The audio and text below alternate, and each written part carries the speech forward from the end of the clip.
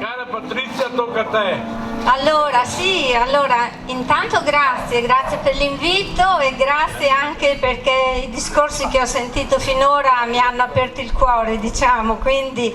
nel senso che insomma concordo con quello che è stato detto e ovviamente sono fra i firmatari proprio anche di questi referendum. È un momento indubbiamente molto difficile quello che stiamo attraversando. Questi 3 anni sono stati un vero disastro da tutti i punti di vista e anche parlo soprattutto nel mio campo. Il campo e la medicina ha visto uno stravolgimento. Io ho visto veramente, come dire, capovolto tutto quello che c'era, che abbiamo studiato, che abbiamo insegnato, quella che era la pratica che portavamo avanti nel nostro lavoro, cioè si è veramente capovolto il mondo mettendo in crisi le persone, ma mettendo in crisi i sanitari, ma anche poi le famiglie, la società, cioè si sono creati dei solchi che sono veramente difficili da superare, ecco. E credo che sia più che mai importante trovarci, ragionare insieme, riflettere, quindi ringrazio Giorgio, gli volevo anche chiedere come ha fatto a pescarmi perché non ci conoscevamo, mi ha telefonato e quindi insomma mi ha... È una tua amica. Ah, perfetto, va bene. Sì. Ma dovrebbe essere in mezzo a tutti. E quindi insomma volentieri sono qui con voi per affrontare questo argomento, perché è un argomento che ci riguarda tutti da vicino, no? L'alimentazione, l'agricoltura, il cibo, la salute, anche perché anche qui le informazioni che stanno arrivando sono tante, di tutti i tipi, e lo stravolgimento riguarda anche quello che vorrebbero farci arrivare sulla nostra tavola, insomma, no? Sapete bene dagli insetti o chi più ne ha più ne metta, insomma. Allora, io sì, sono un medico, sono oncologo, ematologo, ho sempre lavorato in ospedale, all'ospedale di Forlì e sono in pensione ormai da tanti anni, perché a un certo punto, come dire, ho anche cominciato a riflettere su quelle che sono le cause ambientali del cancro, ma non solo del cancro, perché normalmente si attribuisce grande importanza allo stile di vita, ovviamente non bisogna fumare, eccetera, ma mettere il dito sulla piaga di quelle che sono le responsabilità dell'ambiente, ambiente inteso dell'aria che respiriamo, dell'acqua che beviamo, del cibo che mangiamo, della roba che ci mettiamo sulla pelle, eccetera, c'è ben poca attenzione, c'è ben poche informazioni adeguate vengono date su questo. Quindi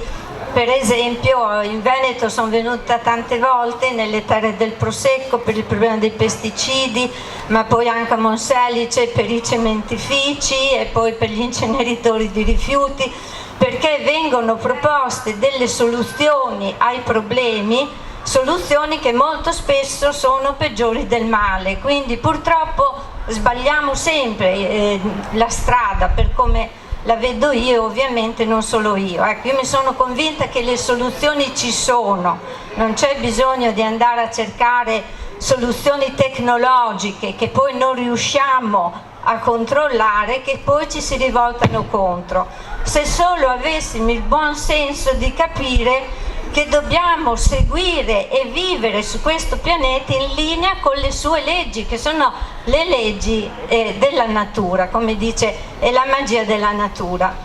Allora, vi do solo qualche input, qualche concetto, poi se volete di più vi potrò dare il mio contatto, ci sono tante cose anche che insomma a disposizione, che ho scritto per riflettere, per avere strumenti di informazione da persone che non hanno conflitti di interesse. Questa è la cosa a cui ci tengo, perché chiaramente quello che interessa a me, ma anche a tanti altri colleghi con cui portiamo avanti queste battaglie, è la salute, la difesa della salute delle persone, soprattutto dei giovani e dei bambini. Allora, c'è un concetto che è un concetto che vi voglio dare, che sta venendo avanti, anche se poi, come tutte le cose, viene in qualche modo stravolto e utilizzato per altri fini. Comunque cogliamolo nella sua essenza, ed è il concetto che in inglese va sotto il nome di One Health, ovvero sia esiste una sola salute. Cosa vuol dire? Vuol dire che non possiamo pensare di essere sani, di stare bene, di essere in salute in un pianeta che è sempre più malato, in cui non c'è salute, quindi non c'è salubrità dell'acqua, dell'aria e quindi per le altre forme viventi, che siano animali, che siano piante, perché tutti siamo come dire collegati, e ovviamente se c'è sofferenza e non c'è salubrità in quelle che sono così componenti fondamentali della vita, l'aria, l'acqua, il cibo, il suolo e via dicendo, non ci può essere salute per noi, per i nostri bambini e per tutti noi, insomma. E questo è un concetto molto importante, che è un concetto proprio di base, che ci fa capire che noi siamo un tutt'uno, non esiste una frattura fra noi e il fuori di noi. Quello che c'è fuori viene dentro di noi. Se noi ci facciamo gli esami del sangue abbiamo centinaia di sostanze strane nel nostro sangue, dai metalli pesanti ai pesticidi, ai PFAS, alle diossine, ai PCB, a tutto quello che volete, che sono dentro di noi, hanno percorsi diversi a seconda della sostanza, magari possono accumularsi nei capelli o nelle unghie come i metalli pesanti, oppure nel tessuto adiposo come le sostanze lipofile, le diossine eccetera. Ma poi cosa succede? Queste sostanze non solo danneggiano noi, quindi compromettono la funzionalità dei nostri organi, dei nostri apparati,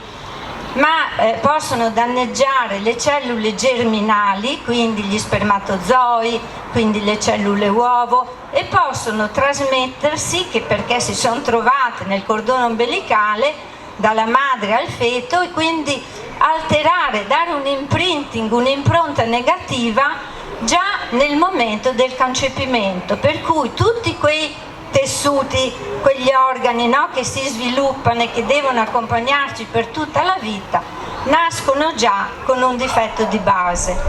Allora io vi vorrei invitare a riflettere, no, sul fatto, per esempio, sappiamo che aumenta l'infertilità in maniera drammatica,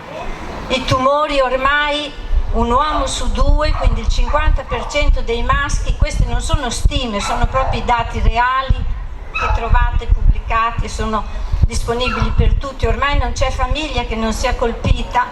perché un uomo su due, una donna su tre è destinata ad ammalarsi purtroppo di cancro nel corso della vita. E come causa di morte, prima ancora del cancro, ci sono le malattie cardiovascolari, ischemie, infarti, e poi le malattie metaboliche, neurodegenerative. Qui ho visto per la sclerosi anche laterale amiotrofica è fatta questa giornata, questa iniziativa. Ecco, diabete, insomma l'elenco è lungo, no? Più che mai. E tutte queste malattie hanno tutte, vi posso assicurare, una relazione con quello che è l'ambiente, le esposizioni ambientali, ma non solo da adulto, ma già quelle che possono iniziare nel corso della vita intrauterina. Tant'è che ci sono proprio dei libri di medicina che parlano dell'origine fetale delle malattie dell'adulto, perché proprio partiamo già col piede sbagliato. Ecco, tanto per farvi riflettere, no? Se voi adesso anche pensate il nuovo piano vaccinale 2023-2025, no? Che prevede complessivamente tutto è spinto sulle vaccinazioni,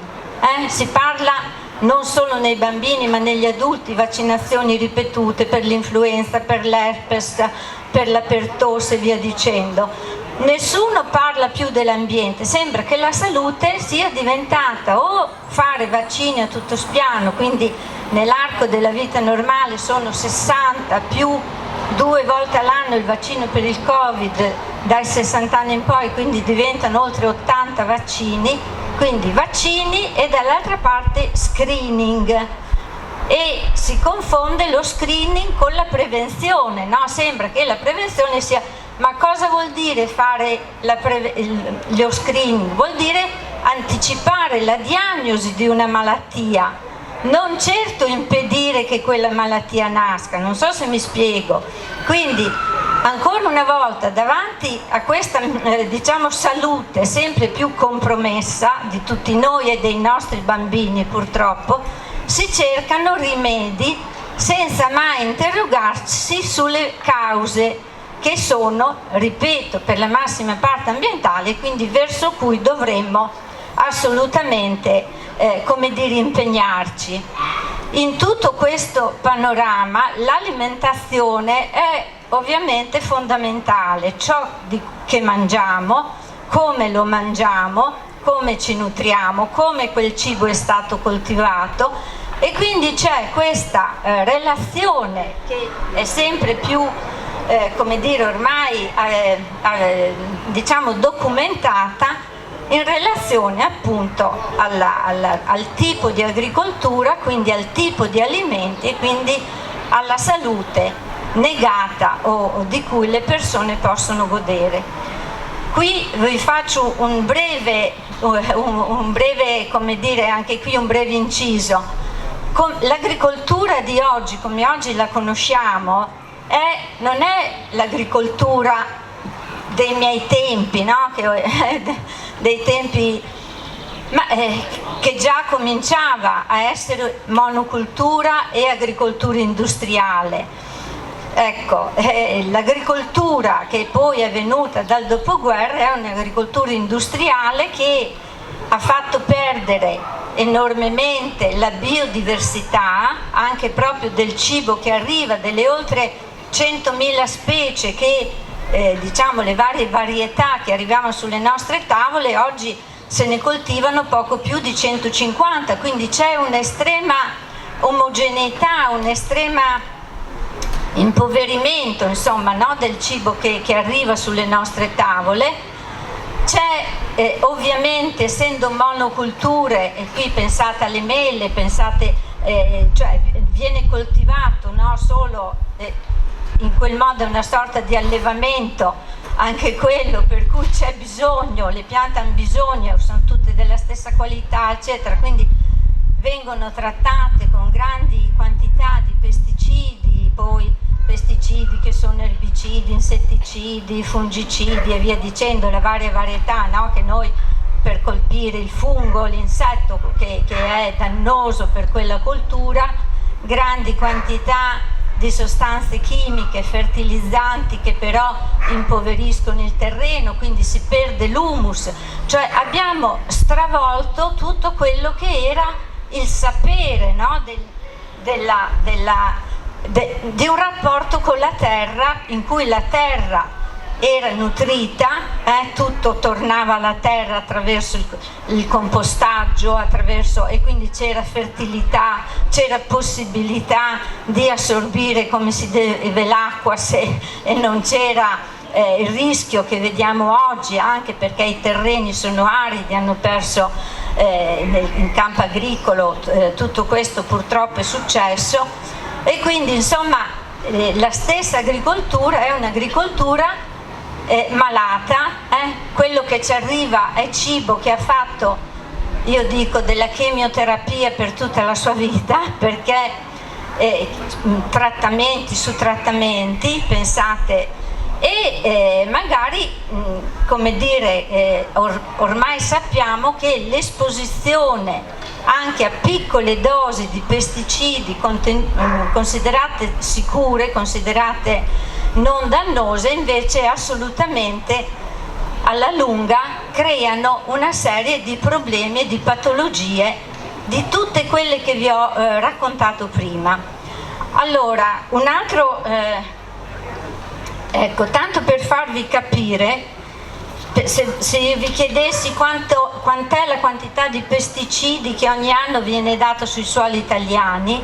siamo sulle 120.000 tonnellate di sostanze, e parliamo solo di principi attivi che vengono dati sui suoli italiani e poi chiaramente vanno a finire nelle acque. E qui ci sono tutti i rapporti, tanto per farvi capire, nelle acque superficiali, questi sono i dati dell'ISPRA, ci sono residui di pesticidi, si ritrovano nel 55% dei campioni, questi sono i dati nazionali, quindi sono dati ufficiali, nel 30% sono oltre i limiti, nelle acque sotterranee nel 23% dei campioni ci sono sostanze tossiche, nel 5,4% sopra i limiti. E se vi dico per esempio sul piatto che vi arriva solo l'1% dei campioni fra frutta e verdura è considerato fuori legge, però questi sono gli ultimi dati del rapporto pesticidi nel piatto che raccoglie tutti gli esami fatti dalle ASL su frutta e verdura nel nostro paese. Ecco, sappiate che nel 44% dei campioni complessivamente fra frutta e verdura ci sono pesticidi, da 1 a più pesticidi, quindi il cosiddetto multiresiduo, quindi più di una sostanza. Addirittura il multiresiduo c'è nel 30% dei campioni e la frutta è contaminata nel 70%, presenta, ripeto, residui più ancora della verdura. Ecco. Però se uno va a vedere dice vabbè, però solo l'1% è fuori dai limiti, quindi ecco, in realtà ancora una volta i limiti di legge non proteggono la salute, perché si guarda la singola sostanza, non si tiene conto del cocktail. I limiti sono calcolati su persone adulte di 70 kg, quindi chiaramente un bambino, una donna in gravidanza, e chiaramente ciò che porta in grembo è estremamente più suscettibile. Cambiano le legislazioni da paese a paese, magari vengono messi fuori legge dei pesticidi, poi però cosa si fanno? Si fanno le deroghe e quindi continuano a esserci. Ecco. Quindi purtroppo la contaminazione da queste sostanze c'è nel cibo che arriva, ma c'è anche per cosiddetta esposizione residenziale. Se noi abitiamo vicino ad un'area coltivata, ma non vicino, attaccato, anche a distanza di 8-10 km, queste sostanze viaggiano e quindi si ritrovano e esiste anche qui ormai una letteratura importante che è andata a analizzare la salute delle persone che vivono vicino a campi dove si fa agricoltura industriale, e hanno trovato un aumento di tutta una serie di malattie. E quindi quali sono queste malattie? Quindi per l'esposizione professionale ovviamente, che però magari adesso c'è una tutela, quello che dà queste sostanze è tutto bardato bene, magari con dentro il suo trattore che ha anche il ricambio dell'aria, quindi da un certo punto di vista chi li dà è quasi meno esposto rispetto a una volta, no? Che magari mescolavano nel tino e preparavano queste soluzioni. Di chi abita vicino, quindi c'è l'esposizione residenziale attraverso il cibo, attraverso l'acqua e via dicendo. Ecco, l'esposizione quindi cronica, non parliamo dell'avvelenamento acuto di uno magari che chiaramente per incidente o per altre cose prende una gran quantità, però piccole quantità ripetute ogni giorno, tutte queste sostanze alterano, diciamo così, i nostri meccanismi fisiologici, che sono quelli ad esempio della conduzione nervosa, dei fenomeni della respirazione delle nostre cellule, della produzione di energia, no? Tutta una serie di fenomeni per cui queste sostanze, ripeto, sono estremamente pericolose anche per le persone, soprattutto per i bambini. Ecco, Per quanto riguarda la salute dei bambini, soprattutto quello in cui c'è veramente ormai una letteratura sconfinata, riguarda i danni dal punto di vista del neurosviluppo, quindi problemi che vi ho detto prima di malattie neurodegenerative, dalla sclerosi multipla al Parkinson, alla stessa Alzheimer. Ci sono studi epidemiologici, quindi fatti su popolazioni, che dimostrano un aumento di questo rischio per esposizione a queste sostanze, ma soprattutto quello che deve far riflettere è il danno al neurosviluppo, cioè il cervello in via di sviluppo, quindi durante tutta la gravidanza, è l'organo in assoluto più suscettibile alle sostanze inquinanti, proprio perché è il primo organo anche in cui si forma tessuto adiposo, quindi per esempio le sostanze che si sciolgono nei grassi si vanno e interferiscono e trovano lì il punto d'attacco. E sono state fatte indagini molto accurate, per esempio, ma su decine di migliaia, ad esempio di coppie madre-bambino, andando a dosare nelle urine della madre oppure al momento della nascita nel cordone ombelicale livelli di, in particolare, organofosforici, clorpirifos, insetticidi, che sono di uso, che sono purtroppo ancora oggi messi al bando, ma poi di fatto godono di deroga e quindi ancora usati. E quindi si è visto che tanto più la mamma era esposta, quindi tanto più eliminava attraverso le urine queste sostanze o c'erano nel cordone ombelicale, tanto più i bambini avevano perdita addirittura di punti di quoziente intellettivo, fino a 7 punti di quoziente intellettivo, quindi danni dal punto di vista cognitivo, dell'apprendimento, aumento dell'autismo, per esempio. Questo è un grande studio fatto in California, hanno uno studio caso controllo, hanno preso quasi 5.000 bambini che avevano diagnosi di autismo, 30.000 controlli sani, sono andati a vedere nel raggio di 3 km dall'abitazione qual era stato il consumo di queste sostanze e hanno visto che più c'era stato utilizzo in particolare di pesticidi anche come glifosato, l'erbicida, no? Che purtroppo ancora oggi viene utilizzato, ma anche altre sostanze, tanto più aumenta questo rischio quindi di problemi che sono purtroppo, voi sapete, l'autismo è una di quelle malattie che è andata aumentando in maniera drammatica. Allora, una volta che si è capito, che si sono capite, no, tutte queste cose, sono stati fatti anche degli studi per capire se chi ha un'alimentazione diversa, senza pesticidi, senza residui, quindi coltivata in altro modo, ha meno problemi. E anche qui c'è tutta una serie di studi scientifici che hanno visto ad esempio che gli alimenti che sono stati coltivati senza la chimica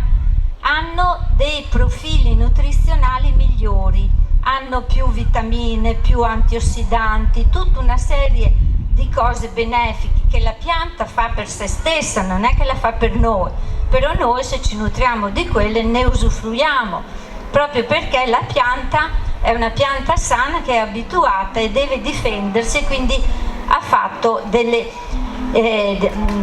ha sintetizzato questi elementi utili che poi, facendo studi epidemiologici per lunghi anni su grandi gruppi di popolazione, quindi meta-analisi che hanno messo insieme anche decine di migliaia di soggetti provenienti da studi diversi, hanno visto che chi ha un'alimentazione biologica soffre meno, si ammala meno, ha meno rischio di tumore, in particolare di tumore alla mammella, di linfomi, ma anche di diabete, di malattie metaboliche, di ipertensione e via dicendo. Cioè, una volta che è chiaro che quelle sostanze ci fanno male, se ne facciamo a meno, purtroppo nessuno ne può fare a meno perché ormai basta respirare, però intanto scegliere un'agricoltura che non utilizza queste sostanze, rivolgersi a contadini fidati di prossimità che non le utilizzano, quindi sposare quella diciamo che va sotto il nome di agroecologia, cioè un nuovo modo di come dire, concepire il rapporto fra l'uomo e il proprio territorio, quindi un'agricoltura di prossimità e sapete che per fortuna insomma stanno fiorendo molte anche di queste iniziative, le persone fortunatamente lo stanno capendo. L'ultima cosa che vi voglio dire, perché anche questo magari non viene, diciamo, noi abbiamo un filo rosso che ci lega all'ambiente, no? Ve l'ho detto, noi tutto ciò che è fuori di noi alla fine è dentro di noi da questo punto di vista, però c'è un filo rosso che ci unisce e che è anche il primo bersaglio dell'inquinamento. Questo filo rosso è il microbiota, cioè quell'insieme, quella moltitudine di batteri e microbi che alberghiamo nel nostro intestino, ma non solo, che alberghiamo nella pelle, nella bocca, nelle nostre mucose, no? Tutto quell'insieme di microbi e batteri che ha una funzione fondamentale per la nostra salute, in particolare a livello intestinale, ma parliamo di 1,5 kg di batteri, microbi che sono il cuore del nostro sistema immunitario e che sono fondamentali proprio per anche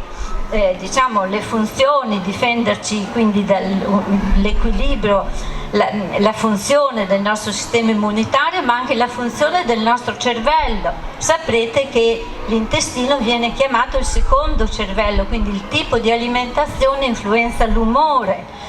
E tante malattie anche importanti possono, a livello neurologico, possono trovare, come dire, un miglioramento anche in un'alimentazione adeguata che preveda quello poi che sapete, quindi privilegiare legumi, verdure, cibi molto semplici, non raffinati. Ecco, con l'alimentazione possiamo fare molto e recuperare un rapporto, diciamo, più equilibrato, insomma, col mondo che ci circonda, e soprattutto veramente credo che dobbiamo ribellarci, insomma, anche su questo fronte, perché l'alimentazione non solo dà salute, ma anche ha una valenza da un punto di vista culturale, affettivo, se ci pensate, no? La madre che nutre il proprio bambino, che cosa c'è di più bello? Ecco, tutto questo sembra che debba essere stravolto, ciò che è nella natura ormai sembra che debba essere cancellato, cioè credo che dobbiamo assolutamente, come dire, resistere e mantenere con orgoglio anche quelle che sono le nostre tradizioni, le nostre abitudini e anche il rito del cibo e della trovarsi, del nutrire, del preparare da mangiare, insegnare ai bambini. Ecco, io credo che zappare e fare l'orto sia oggi come oggi un atto rivoluzionario. Ho finito. Grazie Patrizia e grazie anche di essere stata nei tempi.